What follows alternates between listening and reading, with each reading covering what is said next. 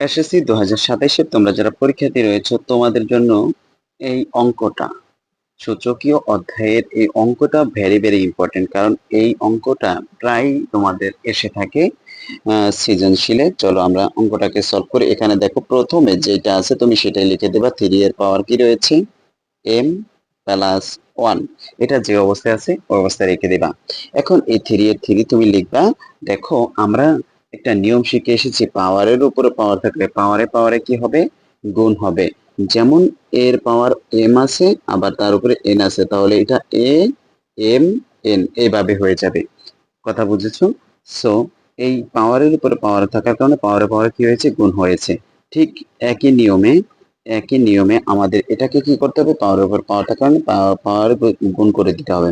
তো M A যদি আমি গুণ করি, m স্কোয়ার হবে প্লাসে প্লাসে মাইনাসে মাইনাস m এ আর 1 এ গুণ করলে m এ কে m।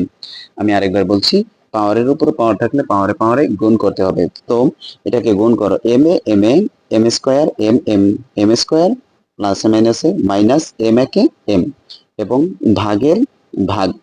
এবার দেখো এইটার ভিত্তি, এটার ভিত্তি, এটা ভিত্তি, এটা ভিত্তি, সবগুলা ভিত্তি যেহেতু 3, তাহলে এইটার ভিত্তিটাকেও আমাদের কি বানাইতে হবে? 3 বানাইতে হবে। সো তুমি 3 বানাও। 3 এর উপরে যদি স্কোয়ার দাও, 3 3 কত হয়? 9, এবং m প্লাস 1 এটা যে অবস্থায় আছে ওই অবস্থায় আমি রেখে দিলাম, কারণ এখানে যেহেতু ভিত্তিটাকে মিলাইতে হবে এটা স্কোয়ার করে দিলাম। এবার দেখো এখানে 3n 3। এবার দেখো m প্লাস 1 m মাইনাস 1, আমরা জানি a স্কোয়ার মাইনাস b স্কোয়ারের সূত্র হচ্ছে a প্লাস বি এবং এ মাইনাস বি। এমন একটা সূত্র আছে, এ plus B A minus B, A square minus B square একটা সূত্র। সেই সূত্রটা আমরা এখানে অ্যাপ্লাই করবো। দেখো এ plus B A minus B, দেখো এ এ plus B A minus B আছে, সো তুমি লিখতে পারো এ স্কোয়ার মাইনাস বি স্কোয়ার, অর্থাৎ এম স্কোয়ার মাইনাস 1 স্কোয়ার। কথা ভালো করে বোঝার চেষ্টা করো, এখানে একবার প্লাস আছে একবার মাইনাস আছে। যখন দেখবা যে একবার প্লাস একবার মাইনাস গুণ অবস্থায় আছে, সেখানে তুমি এ স্কোয়ার মাইনাস বি স্কোয়ার লিখতে পারো। সো আমরা এ স্কোয়ার মাইনাস বি স্কোয়ার লিখে দিলাম। এখন এখানে হুবহু তুমি যা আছে তাই লিখে দাও। 3 এর পাওয়ার m প্লাস কত? 1, এবং 3 এর পাওয়ার m স্কোয়ার মাইনাস m, এবং ভাগের ভাগ। এবার দেখো আমরা জানি পাওয়ারে পাওয়ারে কি হয়? গুণ হয়। সো এখানে পাওয়ারে পাওয়ারে গুণ করো, 3 এর 3, 2 তে আর m এ গুণ করলে হবে 2m, প্লাসে প্লাসে কি প্লাস, 2 একে কত? 2। কথা ক্লিয়ারলি বুঝতে পেরেছো? এখানে আমরা পাওয়ারে পাওয়ারে গুণ করে দিয়েছি, কারণ এই যে আমরা জানি পাওয়ারে পাওয়ারে গুণ হয়, 2 তে আর m এ গুণ করলে 2m, প্লাসে প্লাসে প্লাস, 2 একে 2। নিচনে m এর উপরে যদি আমরা স্কোয়ার করি কি হবে? m স্কোয়ার, এবং মাইনাসের মাইনাস 1 এর উপরে স্কোয়ার করলে কি হয়? 1 হয়। আশা করি বুঝতে পেরেছো। এখানে 1 এর উপরে স্কোয়ার করলে 1 হবে, এবং m এর উপরে স্কোয়ার করলে m স্কোয়ার হবে। এইবার তোমার যে কাজটা করতে হবে ভাই, এটাকে উল্টে দিতে হবে গুণ করে। সো এটা এটা যে অবস্থায় আছে এই অবস্থায় রেখে দাও। 3 এর পাওয়ার m প্লাস 1 প্রথম অংশ, 3 এর পাওয়ার m স্কোয়ার মাইনাস m। এবার গুণ করে তুমি নিচনেটা উপরে দিবা, উপরেরটা নিচনে দিবা। 3 এর পাওয়ার m স্কোয়ার মাইনাস 1, এবার উপরেটা নিচনে নামাও। 3 এর পাওয়ার 2m প্লাস 2।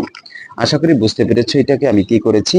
এটা প্রথম অংশটা যে অবস্থায় আছে এই অবস্থায় রেখে দিবা হিসাব কিতাবের পর। তারপরে এখানে গুণ থাকলে সেটাকে গুণ করে ভগ্নাংশ পরের অংশ উল্টিয়ে দিতে হয়। সো এইটা নিচনেরটা উপরে উঠেছে, উপরেরটা নিচনে নামিয়ে দিয়েছি। এখন তোমার যে কাজটা করতে হবে ভাইয়া, দেখো এইটার এটা বৃত্তি বৃত্তি সেম, দুইটার পরিবর্তে একটা বৃত্তি লিখবা। এবার আছে কি m প্লাস কত? 1, এবং m প্লাস 1 আমার এইটা m প্লাস 1 আমি লিখে দিয়েছি। এইবার দুইটা বৃত্তির পরিবর্তে একটা বৃত্তি নিয়েছি। এবারে নিচনে দেখো এটা যদি মাইনাসে থাকে, প্লাসে থাকে হয়ে যাবে মাইনাস m স্কোয়ার, মাইনাসে থাকলে হয়ে যাবে প্লাস। আশা করি বুঝতে পেরেছো। নিচনে থেকে যদি, অর্থাৎ ভগ্নাংশের নিচের অংশ থেকে যদি উপরে কোনো কিছু আমরা কি করি, উঠিয়ে দেই, তাহলে আমরা তো জানি যেটা ভগ্নাংশের নিচের অংশ থেকে উপরের অংশ কোনো কিছু উঠিয়ে দেয়, সেটা প্লাসে থাকলে হয়ে যাবে মাইনাস, মাইনাসে থাকলে হয়ে যাবে প্লাস। দেখো এটা আছে কিসে? প্লাসে। প্লাসে, তো আমরা এটাকে কি করতে পারি? মাইনাস করতে পারি। এটা আছে মাইনাসে, হয়ে গেছে কি প্লাস। এবার গুণের গুণ, আবার 3 এ 3। এবার এখানে রয়েছে উপরে m স্কোয়ার মাইনাস কত? 1। এবার দেখো এটা আছে কি সে প্লাসে, তুমি যখন উপরে উঠবে হয়ে যাবে মাইনাস। আবার দেখো এটা আছে কি সে প্লাসে, তাও হয়ে যাবে কি -2। আমি আশা করি তোমরা বুঝতে পেরেছো। এটা আমরা উপরেরটা যে অবস্থা আছে ওই অবস্থায় লিখিয়ে দিয়েছি পাওয়ারটা, এবং এটা প্লাস আছে হয়ে গেছে মাইনাস, মাইনাস আছে হয়ে গেছে প্লাস। এবার দুইটা বৃত্তের পরিবর্তে একটা বৃত্তি লিখেছি, উপরে যা আছে তা, এবার প্লাস আছে হয়ে গেছে মাইনাস, প্লাস আছে হয়ে গেছে মাইনাস। এবার তোমার যে কাজটা করতে হবে একটু খেয়াল করো, দেখো এখানে যদি আমরা একটু হিসাব করি, হিসাব করলে দেখো এখানে একটা এম আছে, এখানে একটা এম আছে। সো আমরা এখানে 2m লিখতে পারি, কারণ এটাও প্লাস আছে এটাও প্লাস আছে। সো 2m লিখবা, এবং প্লাস 1 এর 1 মাইনাস এম স্কোয়ারের এম স্কোয়ার। কি করেছি আমি এখানে দেখো, আমি এ একটা এম এ একটা এম 2m লিখেছি, একটা এম এ একটা এম 2m, প্লাস এর প্লাস 1 এর 1 মাইনাস মাইনাস এম স্কোয়ার, এখানে ইনটু 3 এর 3 এম স্কোয়ারের এম স্কোয়ার। এবার দেখো এখানে আছে একটা, এখানে আছে দুইটা, দুইটা আর একটা কয়টা, আমরা মাইনাস কত লিখতে পারি 3 লিখতে পারি, এবং মাইনাস কি 2m লিখতে পারি। দেখো আমরা এটাকে কি করেছি, এম স্কোয়ারটা প্রথমে রেখে দিয়েছি, একটা মাইনাস 1 আর একটা মাইনাস 2, তাহলে দুইটা মাইনাসের পরিবর্তে একটা মাইনাস, অনেকগুলো মাইনাস যদি একসাথে থাকে আমরা দুইটা অনেকগুলো মাইনাসের পরিবর্তে একটা মাইনাস লিখবো, এবং একটা দুইটা আর একটা কয়টা তিনটা, এবং মাইনাস 2m। এইবার দেখো এটার ভিত্তিও সেম এটার ভিত্তিও সেম, তুমি জাস্ট কি করবা, দুইটার ভিত্তি সেম যেহেতু একটা ভিত্তি লিখবা, একটা ভিত্তি লেখার পর তারপরে তোমার যে কাজটা করতে হবে 2m plus 1 minus M square, এটা এটা লিখছো। এবার গুণ অবস্থায় থাকলে আমরা জানি সেটাকে কি করতে হয়, যোগ করে দিতে হয়। আমরা জানি একটা সূত্র যে গুণ অবস্থায় যদি থাকে তাহলে সেখানে কি করতে হবে, যোগ করে দিতে হবে। সো এখানে M square minus 3 minus 2m, এটা আমরা এই অবস্থায় রেখে দিলাম। দেখো গুণ অবস্থা এখানে আমি এই প্রথম অংশ যে অবস্থায় আছে ওই অবস্থায় লিখে দিয়েছি।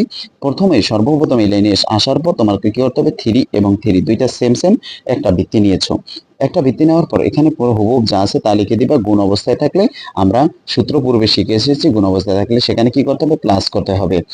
কথা ক্লিয়ারলি বুঝতে পেরেছো? গুণ অবস্থায় থাকলে সেখানে কি করতে হবে, প্লাস করতে হবে। যেমন এর উপরে এম আছে ইনটু এর উপরে কি আছে, এন আছে, তাহলে এর পাওয়ার হবে এম প্লাস এন।